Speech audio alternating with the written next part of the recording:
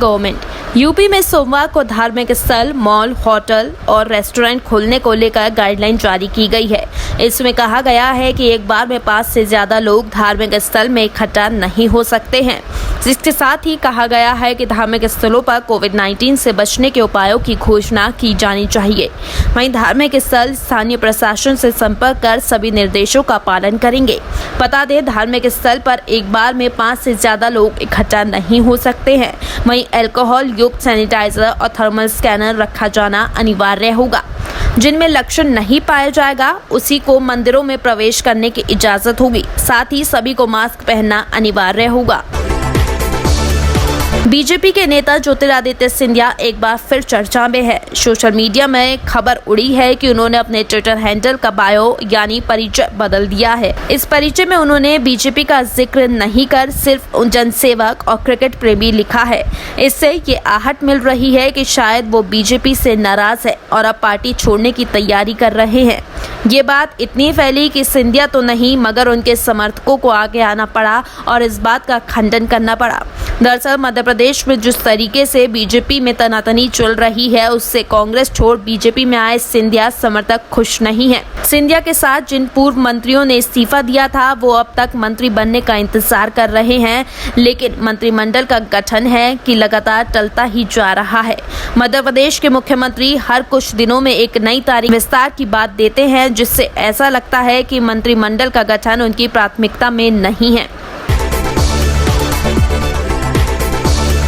देश में corona virus का कहर जारी है। राजधानी दिल्ली में भी कोरोना वायरस का संक्रमण रफ्तार पकड़ चुका है। दिल्ली में लगातार हजारों की संख्या में कोरोना वायरस के मामलों की पुष्टि हो रही है।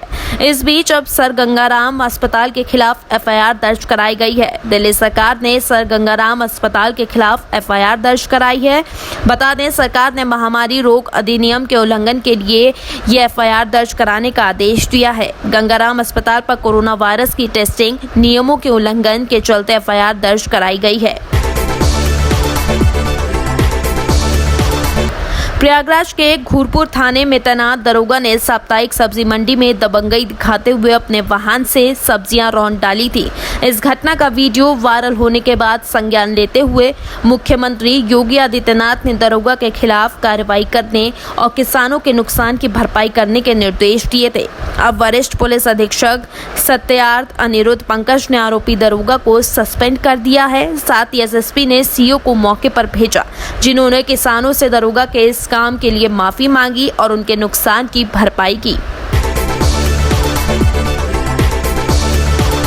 कोरोना महामारी के बीच अमरनाथ यात्रा की तारीखों का ऐलान कर दिया गया है। इस साल यात्रा 21 जुलाई से शुरू होकर 3 अगस्त तक चलेगी। इस बीच शुक्रवार को यात्रा के लिए प्रथम पूजा भी आयोजित की गई थी। बता दें, अमरनाथ श्राइन बोर्ड के अधिकारियों ने ये जानकारी दी।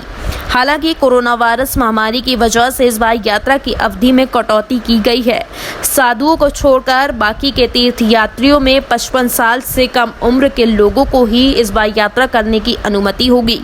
वहीं यात्रा करने वाले सभी लोगों के पास कोविड नेगेटिव प्रमाण पत्र होने चाहिए। एसएएसबी के एक अधिकारी ने कहा कि तीर्थ यात्रियों को जम्मू कश्मीर में यात्रा शुरू करने की अनुमति देने से पहले उनको वायरस के लिए क्रॉस चेक किया जाएगा। साधुओं को छोड़कर सभी तीर्थ यात्रियों को यात्रा करने के लिए ऑनलाइन पंजीकरण करना होगा।